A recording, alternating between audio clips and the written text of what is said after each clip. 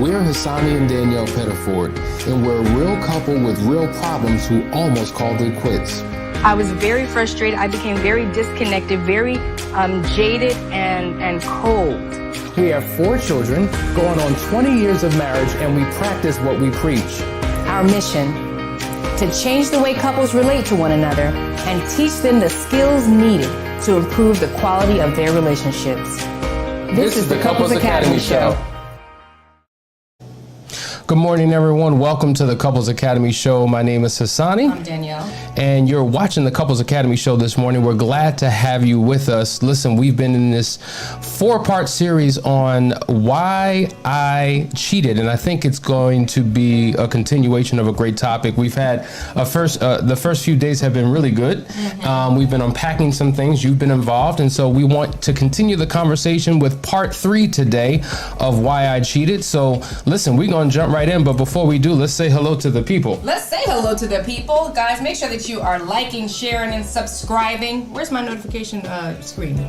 Like, share, subscribe. Thank your producer. And hit that notification bell. That makes sure you don't miss a show. Make sure you come on here, say who you are, where you're from, and on the second half of the show, I will acknowledge you. Listen, before we get started, the Audacity of Marriage conference is coming up. I'm glad to say we have many people who subscribed, signed up, registered on yesterday. We have a few slots left, so make sure you take advantage because it's only going to be around for a short window. We keep them small and intimate intentionally. So let's just go to a quick video so you can see what that's all about, and then we'll come back and dive right into the morning topic. Let's get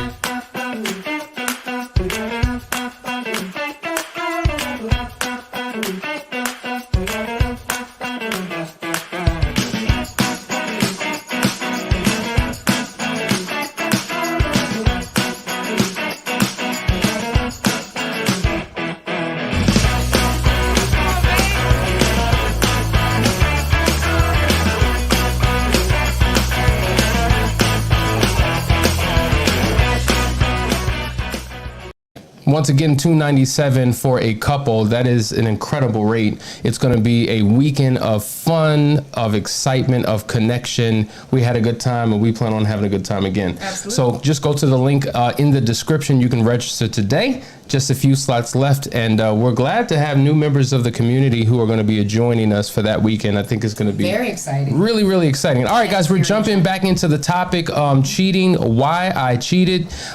We covered a number of points, but we're going to dive right in. The first point we want to cover is oftentimes there is a lack of morality. Wow. Okay. Now here's the reality. All of us are human. All of us have flesh. All of us have weaknesses. All of us sin. We fall short of the glory of God. We know that. But there is a difference between weakness and wickedness. Oftentimes it's the motive and the intent behind what we do and why we do what we do. Yeah. And some people just operate not caring. And there's also a difference between wickedness and just plain out lacking morality because it wasn't something that was sown into you in your upbringing. There's something called failure in social presence, which I thought was interesting. Psychology Today put it out, and they break down how oftentimes we are raised without morals, right? What we consider to be morals, doing the right thing. A lot of times people say, I'm a good person. When they say that, they mean I have morals, I have a standard. Well, one of the things that is a precursor to not having morals is lack of personal experience, right? And so oftentimes within your household, if your family has not raised you to believe something is right or wrong, or if your family has raised you to believe something contrary to the status quo of what's right and wrong, you lack the experience. Another thing is past trauma. Oftentimes when we have experienced trauma, we start to move in a place to protect ourselves, and so we're not worried about what's right or wrong, we're worried about protection. Another thing is our ideology, which is another way of saying we basically adopt certain beliefs, right? I know so many people who were raised in a certain belief, and then when they get to a certain age, they decide, I don't believe that anymore. I'm going to take on or adopt a new ideology that makes sense to me, that serves me. That's another reason why you might be walking without morality.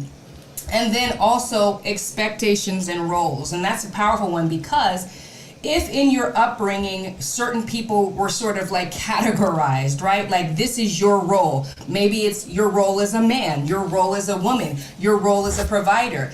Sometimes morality doesn't take place or even set the stage for you in your life, because if your thing is about, I got to provide no matter what, then you might be open to doing things that are not necessarily moral to make sure that you provide. So those are some of the reasons why people can walk in life without morality. They're not necessarily wicked or demonic per se, right? They're not serving Satan, which, that's up for discussion, but you know what I'm saying. But they just have a different frame of mind about things, and so you're walking without morality. Don't have a moral code, like an internal moral compass that guides their decisions and guides the things that they do. And so that's why it's critically important that you begin to develop one within you. And that's why we say it's important that couples have a relational code of ethics, because if you come from an environment or an upbringing such as you just depicted, and then somebody comes from a completely different dynamic, there's expectations that are usually unspoken. And there are other people that have different code of ethics because of race, religion, where they from, whatever demographic you're from, you might have a different code of ethics than your spouse. And so I might look at what you're doing and say, that's not moral because it's not my belief system. This is true. There are many, many cultures where it is okay to be unfaithful to your partner. It is what you do. It is what a man does. And if a woman does it, you're going to get stoned to death and be killed, right? So for those folks, sometimes that is their code of ethics, but that may not work for you. And I think that goes to a great point, because listen, we serve people all over the world, and there are certain cultures and places around the world, to your point, where it is a part of the culture. And I remember hearing someone say, well, why are you acting like an American? Well, I didn't want to go there. I was trying to. Why are you acting like an American? You knew what it was. This is what we do. We have our spouse. I'm not doing that. We have our spouse. We have our mistress. You knew what it was when you signed up for this. And she said, I'm not going to be a slave to my culture. I'm not going to be a slave to the value system of this geographical location around the world, because that's what they do. Right. I don't want that for my life. But we have found that it was not just that region of the world. There are other regions of the world, other cultures. It's ingrained. It's embedded. It's just what you do. And if you're from those places in the world, you already know. But because the world is flat, and now we have access to so much information more than ever before, right? We see what's on TV. We all are starting to have the same expectations. And I think that's what's changing around the world. When we traveled post-COVID, pre-COVID, when we traveled all around the world, we would see these same scenarios and stories happening where women who usually would be okay with these affairs and infidelity and multiple wives and all of that are starting to stand up and say, no, I want fidelity. I'm not okay with this. I can actually go and provide for myself. It really seems like the rest of the world is catching up with the States in how women are working now, providing for themselves, are educated, and are no longer willing to accept an unfaithful husband. Yeah, and to that point, on the flip side, because women are more independent and they can do for self, you're seeing a significant uptick in infidelity amongst women, because they don't have to be dependent upon a man anymore or deal with what they don't want to deal with. I'm free. I got my own money. I want to live my life. I want to do my thing. I want to have my fun. You had your turn. I want mine too. So we're even seeing a shift in that regard. And now when you look at the statistics, women are quickly approaching where men are at in terms of the rate of infidelity. But there's so many different points. Going back to the lack of morality. Now think about it. While what you said was true, there's another perspective is also, like, why does somebody go to a fruit stand and just steal a piece of fruit? Why does somebody forge checks, from their grandmother's bank account and buy a car? Why do people do all types of things? Simply because they can. And some people just have no moral ethic or value about anything. They don't consider consequences. They're very self-centered and absorbed and break all the rules and want what they want when they want it, and they'll do whatever they need to do to get it. And oftentimes that takes place in the area of infidelity as well. Many of us are coming into relationships, and guess what? I came into this because you need to serve me, and when you stop serving me the way I want, I'm gonna go get my needs met somewhere else. And we see this happening all over the place. Now, another thing, Danielle, in terms of why people are unfaithful is revenge. To even the score. You hurt me, And guess what? I'm going to make you feel what I feel. So I'm going to go out, I'm going to do my thing, and maybe we should have an open marriage, and maybe we should be swingers. And yeah. And if you're not down with what this new reality is, because I want an open relationship, then I'm going to go and do my thing. And now let's see how you deal with it. If you stay, if you going to suffer, because you know what? I'm free. I'm going to be me. And there's a shift. There's a psychological, emotional shift. There's a shift, but we got a break coming up. So guys, this conversation continues on the other side. We'll see you in a second.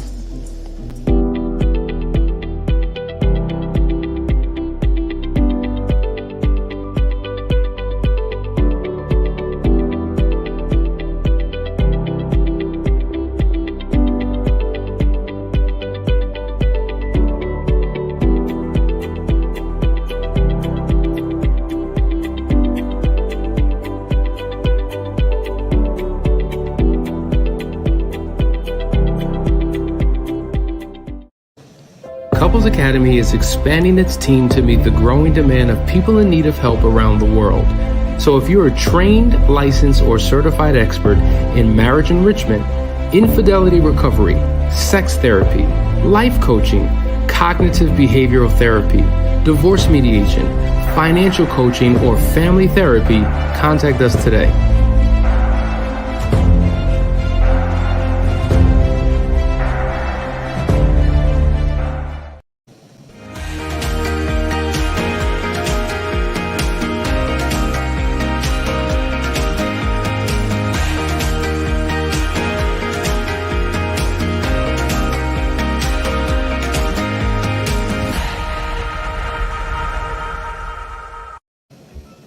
Welcome back, everybody. You're watching the Couples Academy show, and I just want to welcome our family this morning. Vashan from Chicago, Angel, good morning. Ladidra from Dallas, Texas, Dee Dee from South Carolina, JG, I forgot where you're from, but you know what, your family. Gorgeous Wells from Cincinnati, Ohio, Ralph from Ohio, Brandon from Oklahoma, Rick Bennett, good morning, DC, good morning, Tariro from Zimbabwe. Love it. Oh, that's a long, I wonder what time it is in Zimbabwe right now. It may be like 6 or 7 hours ahead, Okay. something in that range. Yeah, good morning, Shanice. Good morning, Raheem from Virginia. Good morning, Couples Academy. He says, family, Raheem from Virginia. I love you guys, and I thank God for the both of you. And we thank God for you, that you're listening. Hopefully you're sharing and spreading the message, especially under your roof, right? Yeah. Because that's where real change happens. TJ, good morning. Mary Manessa from Qatar. Yes. A place I've always wanted to go, even though I heard it is crazy hot there. It's hot, but it's like the Hawaii of the Middle East, and I heard it's incredible. Really? We need to go. Yeah, I have heard it's incredible. I didn't know it was the Hawaii of the Middle That's East. what I heard, yeah. I heard it's gorgeous. Welcome, everybody. Thank you for joining us. I see you, Shireen from Antigua, and Rochelle. Good morning, everybody. Yeah, we're talking about why I cheated, and before we took this break, we were talking about revenge, right? When people tend to even the score. And I think oftentimes the person who is doing it out of revenge is just fed up. You know, like, I've been committed to you for the last 10 years. Yeah. Either you've gone out multiple times, or maybe it was just one time, but how could you do it? I couldn't believe that after all we've been through, after all that we've experienced, you would do something like this. I don't know how to deal with this pain. The best way to overcome the pain is to cause it by cheating on you. So somehow making me feel good in the moment will take away this pain. At least that's the thought. That's what they think. That's the thought. But it compounds, doesn't it? Because they've been traumatized, right? Which goes back to what breaks down morality in the first place is the trauma. So now I've been traumatized to the point where my morality is breaking down. I hear a lot of people say that even though their spouse has cheated on them 1,001 times, they still would never consider cheating. It's just not who they are. But when you've experienced so much trauma, it can actually shift who you are, and you start thinking, well, maybe I need to do it. Maybe I need to experience it. And we've seen that. There is an uptick of couples that are actually considering opening their relationship up to other people, being swingers and all these things, because there was somebody who started out with an infidelity. Isn't that bad? Let's go to another one. Here's another one. Acting on fantasies. Now, we see this happen all the time. When you reach a space in your relationship where you're bored and you've gotten caught up in the monotony, and you still have a desire for excitement and for a thrill and for something new and for something different, you begin to fantasize. You begin to fantasize what life would be like without what life would be like with someone else. And then all types of things begin to float through your mind. And so the more you think it, right, all of a sudden you begin to walk in the direction of it, whether conscious or unconscious. True. Talk about it. That's absolutely true. But first I got to say hello to Jessica. She says, say hi to me. Jessica from Maryland. You guys are awesome. Thank you. I had to recognize. We are what we think, period. We are what we think. We become what we think about.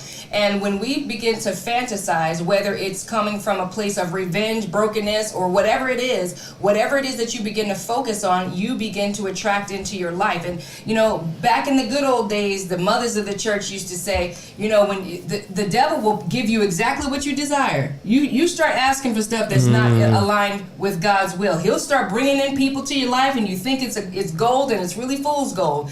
And that's the point. We have to actually be curators of the things that we think about. You know, our mind is like soil, and when we plant a seed of thought, it actually does produce things, even though you might have thought it and then forgot about it. Months down the line, years down the line, it always returns back to you. So those fantasies, and you know, is fantasy even a good word in the first place? I do believe in using the power of the imagination to create, but my imagination is always steeped in biblical principle, right? So I'm going to imagine things that are uplifting and light.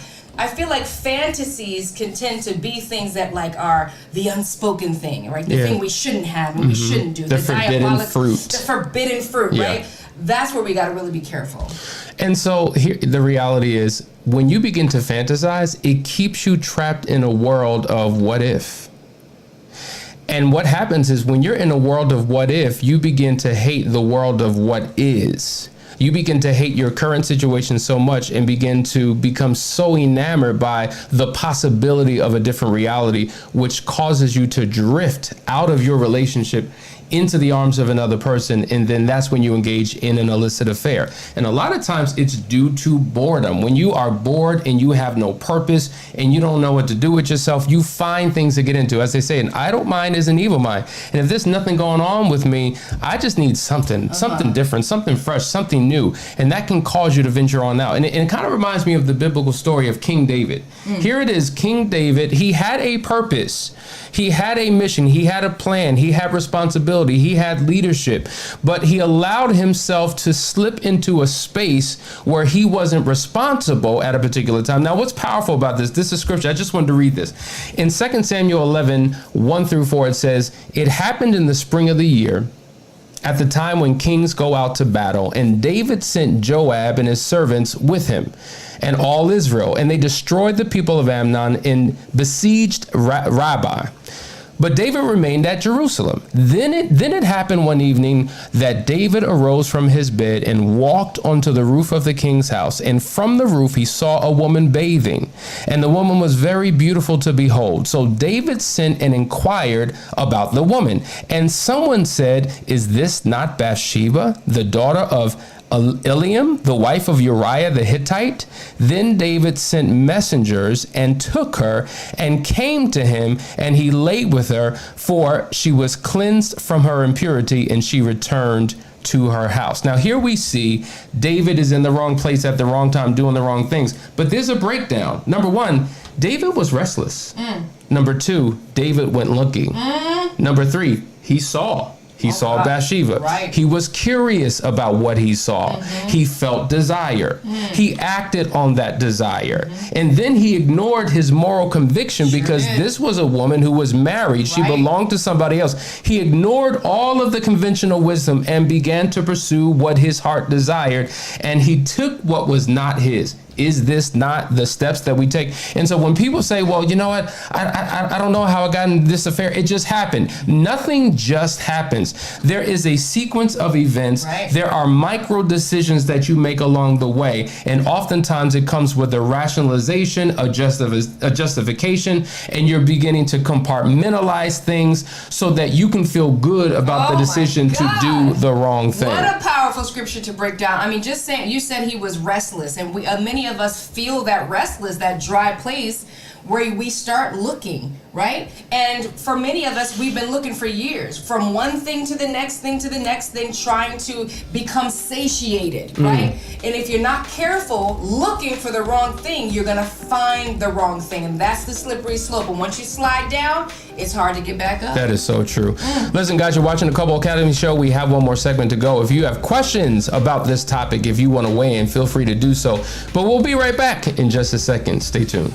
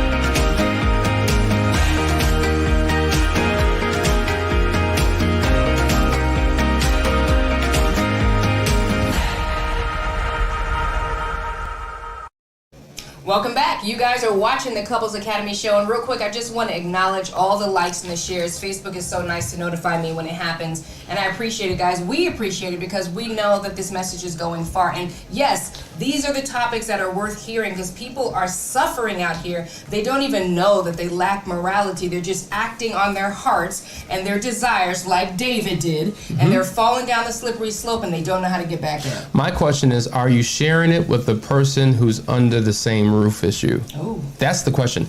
And the question is, how are you sharing it? Are you just texting the link over and say, watch this? Or are you sitting down, watching it together, talking about it to see how it applies to your situation, to figure out what you can do about it? That's what we really want, right? Charity starts at home first, so make sure you share with your spouse and you can begin to work on the improvement of your own relationship based upon what we're talking about. All right, we got a couple more, guys. Listen, early exposure to illicit relationships. We see this all the time. Oftentimes, one of the questions that we ask when we're working with couples is, listen, did you grow up with mom and dad? Did you see any type of affair or illicit relationship in your home? Who influenced that type of behavior? Or what influenced that type of behavior? Because I know pornography has been a huge influence for many folks that they really never were able to overcome seeing pornography at 5, 6, and 7. And it's still something that haunts them today. Yeah. So whether it was mom or dad, whether it was your brothers or sisters, whether it was your cousins or your uncles, like I remember talking to somebody who had pimp-like qualities and literally brought pimp-like qualities and a persona into his marriage. And I began to dig a little deeper because a lot of times, you know, it's interesting. After weeks and weeks and weeks of sessions, or if we're doing an intensive, it's not maybe till that second, third day, do more things begin to come out. And then I came to the realization that, well, all of his uncles were actual pimps.